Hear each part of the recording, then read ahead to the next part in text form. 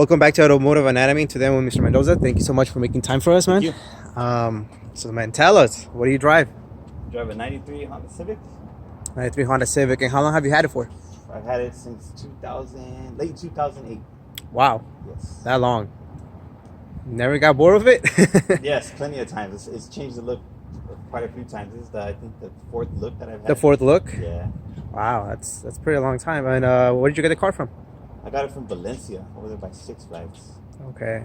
Bought it, and then I drove it back. I actually got it with the Type R in it. Oh, okay. And I didn't drive it for like 2 months because I had to get it smogged and all that stuff, and I was kind of like a little worried about how it would pass through the DMV. So I'd say around February 2009 is when I started driving the car. Got it, okay. And so are you always been into Hondas, or how did you end up? For the most part.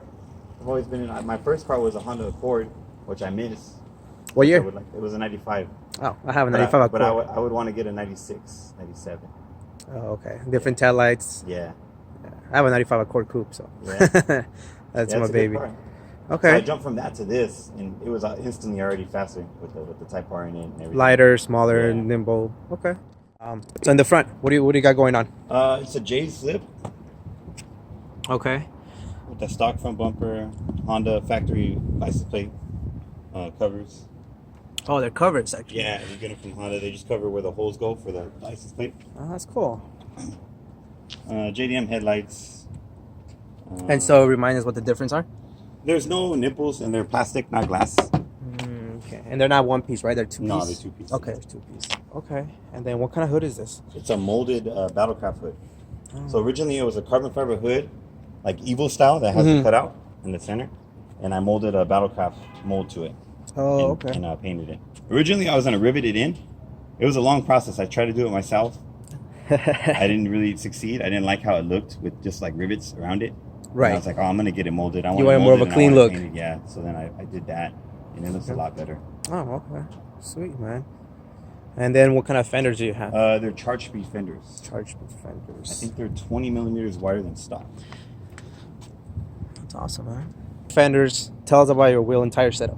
They're CRO ones by Work. The front is 16 by 8.5 plus 16, I believe. But I have about a 10 mil spacer on it. So it brings it out even more. And that clears with the calipers. That barely kind of clears with the calipers.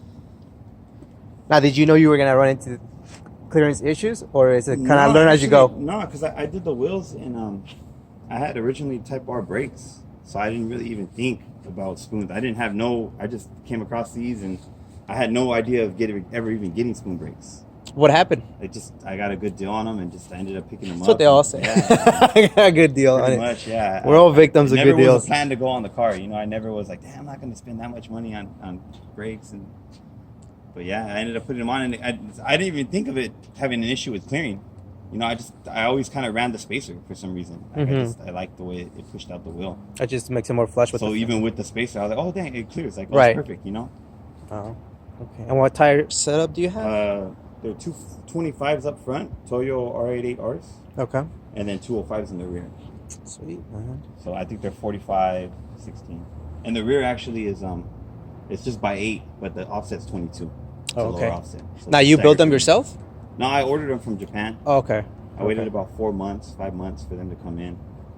That was pretty much the last stage that set the car off, because the way the car sat was like this for a while. And then I had 949s. I had 15 by 9 up front and 15 by 8 in the rear. And it just had a nice, like a nasty gap I didn't like. You didn't like it? So that's why I jumped tire size, which I guess was a good call, because if I would have got 15s, I think it's like a 14-inch face with a 15-inch barrel. So that's why these are basically a 15-inch face with a 16-inch barrel.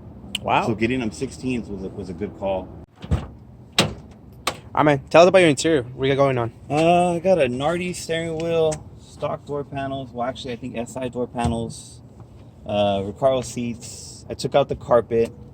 I just have floor mats in. I painted a battleship gray inside. JDM cluster, double din radio, gauges, and a fast line shift knob with a HVAC. or RFAB, I'm sorry, RFAB extension on it. RFAB Yeah, extension. because the other one's kind of real high, Mm-hmm. and I kind of just wanted like a regular shift knob, so I got his like little extension that he has on it. I like that. That's like my favorite part So inside far? the car. Really? Yeah. It's just direct, very mechanical. Yes. What are the future plans for this? I was thinking about a cage, but I'm not really set on it anymore. Why is that? It's going to be a lot of work, kind of, because I wanted to do like a legit race cage in it. Mhm. I don't drive the car too often, so why not kind of just get. I wanted to get dimple dyes along the windshield, dimple dyes along the Oh, go colors. full on race car. Yeah, pretty much. But not so much interior. Maybe just do the door panels. I wanted to do maybe like a plaid insert on the door panels, Mm-hmm. like with the black, gray, white, and blue. Oh, okay. Like Yeah. like a flannel Mm-hmm. on the door panels inside. That's pretty much it. for the Okay. interior. Nothing for the. Nah. Okay. So just keep it like that. It'd be Yeah. nice. Sweet, man. It's clean interior. I like it. Thanks. And so tell us about the engine compartment. What do you got going on? Well, it's a B20 block with a GSR head. The block has 84.5 RS pistons, eagle rods, polished crank, and a Type R oil pump. And the head has a Pro 1 Skunk 2 cams, Toda cam gears, Super Tech valve train, and pretty much just like a street port on the intake side. Nothing too crazy. Okay. And how long have you had this set up for? I've had this set up since I'd say 2014, I believe. Okay. It's all different manifolds. I believe it was on ITBs back in 2015. Oh, I was okay. on TWM ITBs. And what happened? I ended up running into a issue of it not staying on, Oh. which turned out to be a vacuum leak. Right. And I noticed that the minute I sold the ITBs. Yeah. Says with regret. At the time, I didn't have time to really sit there and wrench on the car, Mhm. so like I just couldn't like gasp what was wrong with it. I was like, dang, why is it not staying on? Because it would start up and it would idle fine. Mm-hmm. The minute I would rev it and it'd come down, it would just turn off. So with ITBs, you have a vacuum box, and I mounted my vacuum box underneath the ITB so no one could see it. A lot of people put them on the firewall. A lot of people put them off to the side. I put mine underneath so no one would see it, and the line's just kind of wrapped around. So you have 6 cutouts on the vacuum box. 4 of them go to the trumpets to keep it open for vacuum. One of them goes to the map, and one of them gets plugged. Well, the one that was plugged was leaking. Oh. Yeah, so it kind of like cracked around it. So that's The what's rubber leaving. plug, yeah. So then I was like, oh man, I didn't think to look under there because when the car motor's in the car, like I can't get to it. So you didn't even get to run that whole setup? I ran it For a little about bit? a year. Yeah, Oh, I made okay. a 210 210? and I ran it. Yeah, Okay. it was torquey, man. I miss them. You miss it? I was Yeah. gonna ask you, do you miss it? I actually might go back to ITBs Oh, okay. because originally the bay was set up for ITBs. Like see like where the catch can goes and the way like I shaved everything. It was set up to have ITBs. Right. So now I feel like it's just real cluttered. Oh, okay. What kind of power do you have at the moment? Right now it's at 220. 220. Yeah. That's pretty good. How Yeah, much does it the car feels weigh? good. I don't have an exact weight on the car. You're probably looking at what, 2,700? Probably a little less, but yeah, Maybe around that. That's awesome, man. So then the ITBs, what other projects you have going on? ITB's coil. I'm gonna do coil plug conversion on it. I'm gonna do a harness finally because I've gone through a few harnesses. I try to make them and I think I succeed, but then there's like issues that kind of set me back. Mm-hmm. Just a harness, coil pack, ITBs. Maybe take the motor out and redo the bay because the last time I did the bay, believe it or not, this is a spray can. It ain't even like a gun or nothing. I did it with the spray can. You just I did cleared it? Yeah. I did How long it ago? back in 2011. It looks very good.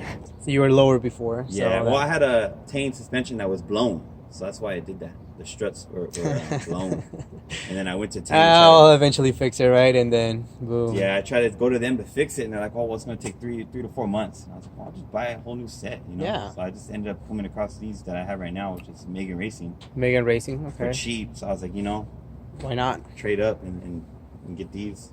What other suspension goodies do you have going on?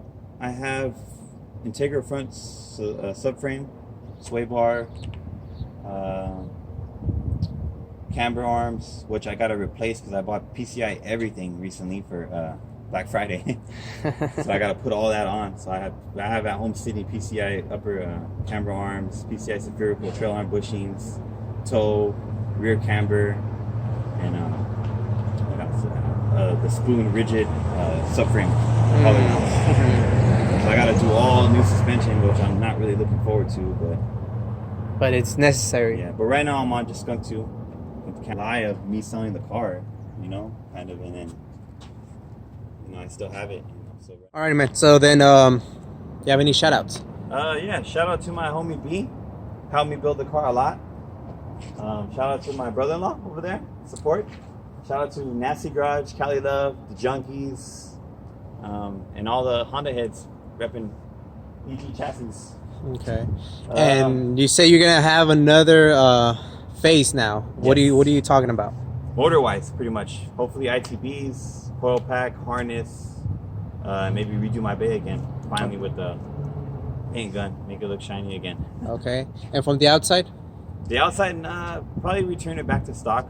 Stock front bumper, stock fenders, Mugen R&Rs, and just like a hood and a wing setup and a mirror setup. Nothing too crazy. Something more or less aggressive than this to just drive the car. Just enjoy it a little bit more. Same wheel setup? If I could fit these with a stock fender, Gabe, come help me. Maybe. That's maybe rival Gabe singles. right there, yeah. Okay. Yeah. Interesting. Well, thank you so much, man, for taking the time. I truly appreciate it. Thank you. I know it's very cold and foggy, but can't wait to see the future faces, man. Thank you. Thank you.